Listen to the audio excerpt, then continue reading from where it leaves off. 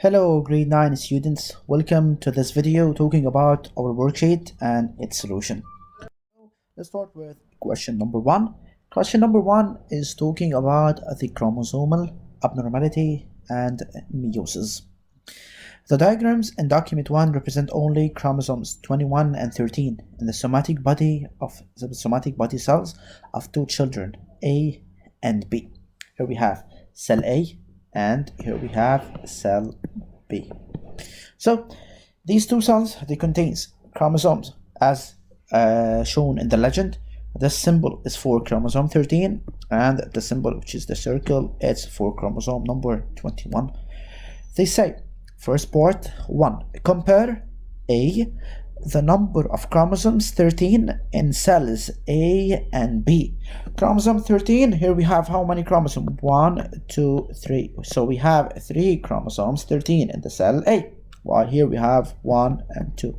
So here we have 2 chromosomes 13 in cell B. So number of chromosomes 13 in cell A is 3, which is higher than that in the cell B, which is 2. The number of chromosome 21 in the cells A and B. So number of chromosome 21, here we have 1, 2, and here we have 1, 2. So the number of chromosome 21 is the same in both cells A and B.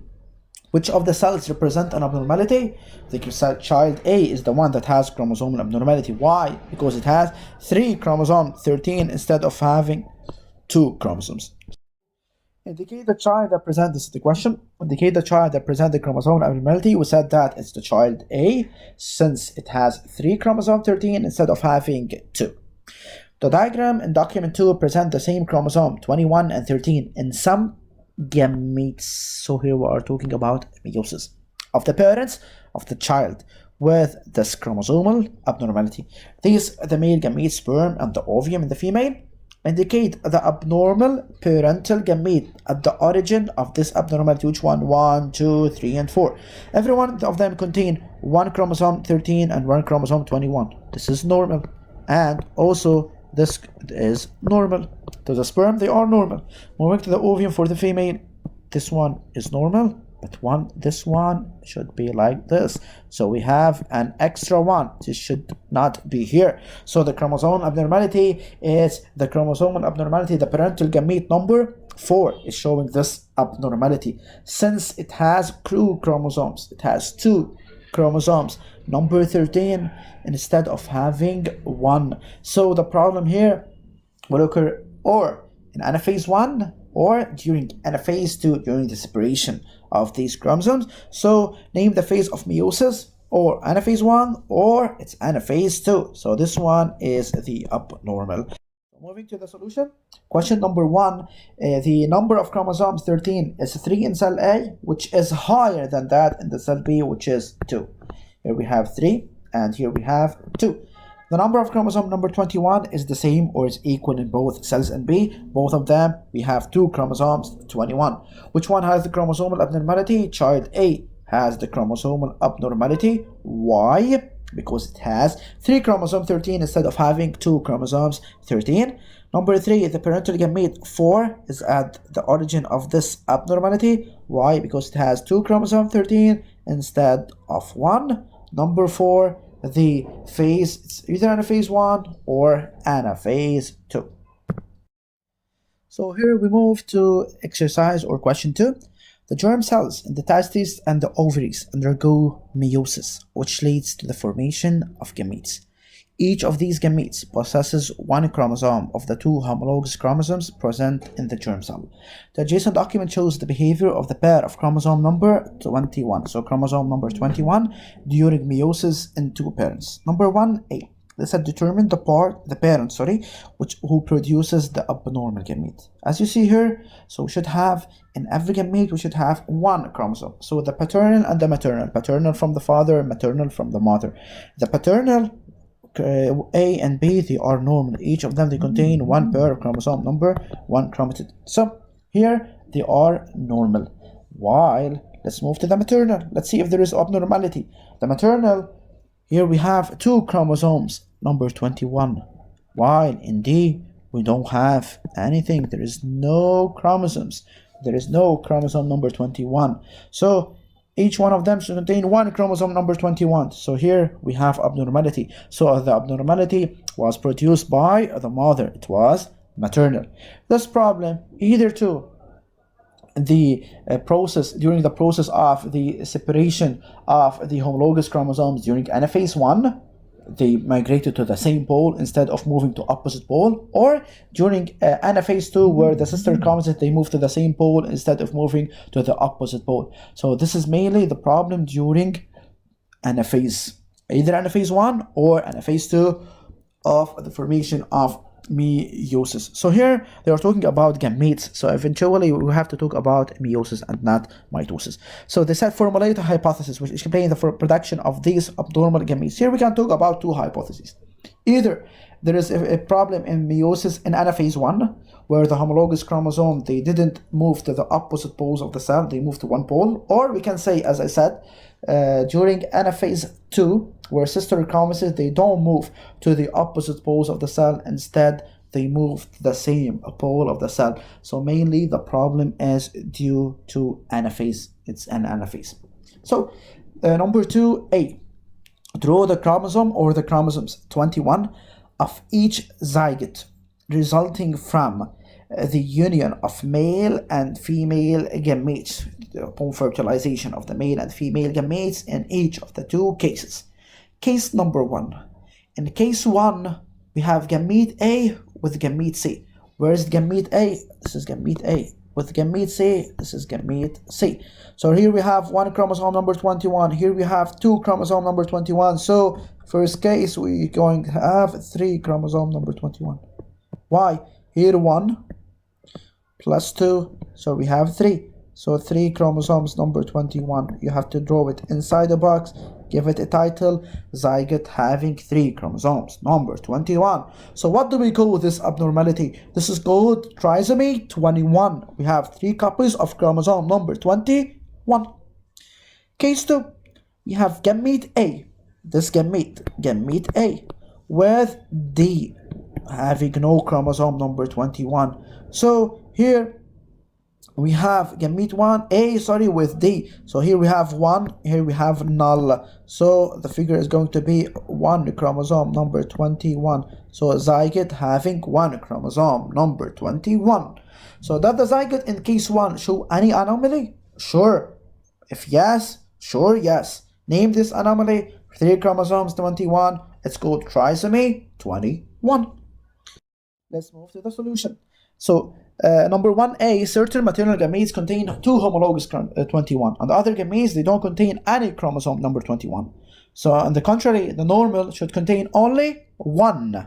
So we should have in the normal gamete only 1 chromosome number 21. So the abnormal gametes are produced by the mother. Hypotheses, I said it can have 2. Either during anaphase 1, the 2 homologous chromosomes migrated to the same pole instead of migrating to the opposite poles.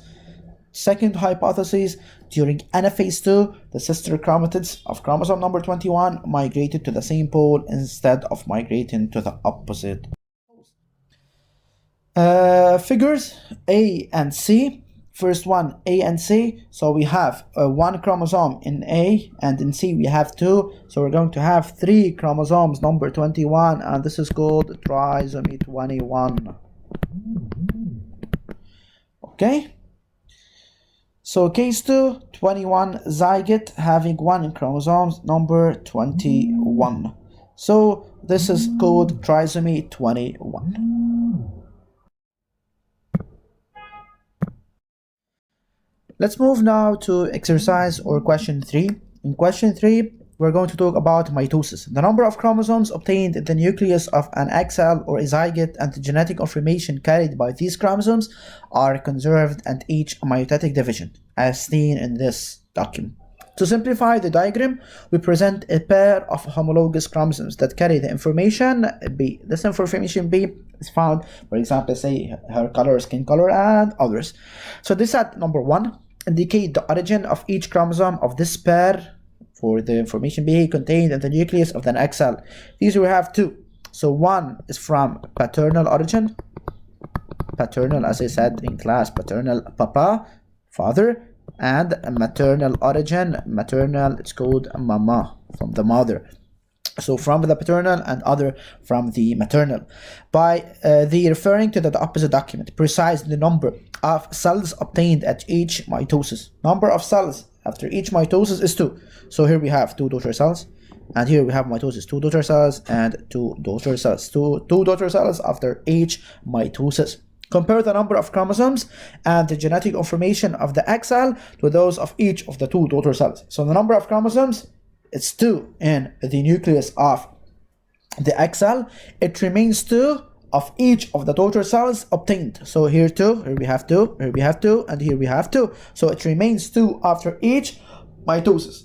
Information carried by the B, carried by each of the chromosomes, of the 2 chromosomes in the egg cell, it remains the same in each of the daughter cells after each mitosis. Here we have 2, here we have 2, here we have 2, here we have 2, here we have 2, and here we have 2.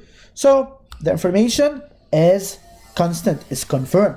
This say that mitosis is responsible for the conservation of the genetic information and also the number of chromosome. Here the genetic information is conserved.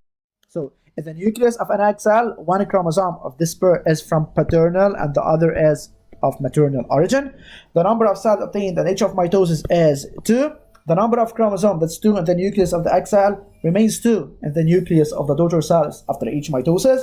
Similarly, information B carried by each of the 2 chromosomes of the egg cell remains the same in each daughter cell. So mitosis allow for the conservation of the genetic information and also the number of chromosomes. So here we move to question number 4, talking about the cell cycle. The document below represents the variation in the mass of chromosomic material during a cell cycle, interphase, and mitosis. Here we have this graph showing the variation of the mass of the chromosomal material in a cell in AU as a function of time in hours. So here we have M, it corresponds for mitosis, and I for interphase. So as you see here, in I, the mass of the chromosomal material was 1 AU. And during the interphase, it increases to become 2. Why? Because we have the S phase, synthesis phase, where duplication or the replication of the chromosomic information or the DNA will occur during the S phase. And during mitosis, it decreases back to 1 through the anaphase and the cell division. So number 1A. How does the mass of the chromosomic material vary during interphase and during mitosis? So during interphase, the mass of the chromosomic material increases from 1 to 2, while during mitosis, it decreases from 2 to 1 AU. So derive an importance of interphase. As I said, interphase is important for the process of duplication of the chromosomal material or chromosomic material. To schematize a chromosome and label its part. At the beginning of the interphase, the chromosome should be of 1 chromatid, and you have to draw a 1 chromatid like this, 1 chromatid, and you have to draw the centrosome, and sure, it should be drawn inside the box, given a title. At the end of interphase is going to be chromosome of 2 chromatids each. Here we have centrosome, 2 chromatids, chromosome of 2 chromatids, and you have to draw it inside a box. Name the mitotic phase through which the mass of the chromosomic material in the cell becomes equal to 1 AU. Sure, it's the anaphase where it decreases to become 1 AU. So here's the solution. So part 1A, during interphase, the mass of chromosomic material increases from 1 AU to 2 AU, and during mitosis, the mass of chromosomic material decreases from 2 AU to 1 AU. 1B, interphase allows the duplication of the chromosomal material, or it allows the replication of the chromosomic material. 2A, chromosome at the beginning of interphase, it's 1 chromatid, chromosome of 1 chromatid, is where we have the centromere. It should be drawn in a box and given a time. Here we have 2B, at the end of the interphase, it should be a chromosome of 2 chromatids attached in the middle with a centromere, which name of phase, the name of the phase is anaphase.